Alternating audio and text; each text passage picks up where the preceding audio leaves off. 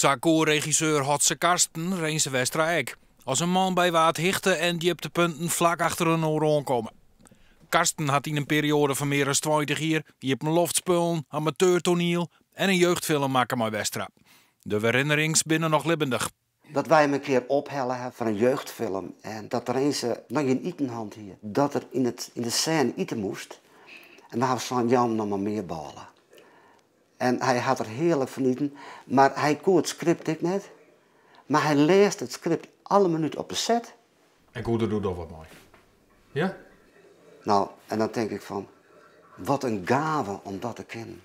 De eerste keerwerking van de beide maliën stamt uit een tijd dat de skiering van zijn gezin en het afskiën van theater voor een persoonlijk drama zwaarde. In die periode zit er eens toch wel wat in het probleem. Hij miste zijn baan, hij miste zijn thuis. Hij zocht het wel eens, hij zocht het in de drank. En dat verbloemde hij dan ook wel weer. Maar ik kan me dat soms ook wel een beetje voorstellen. Wat is zelfs het meeste miszonnen? Zijn acteertalent op de eerste plek. Ten tweede ik een mens, maar gevoel.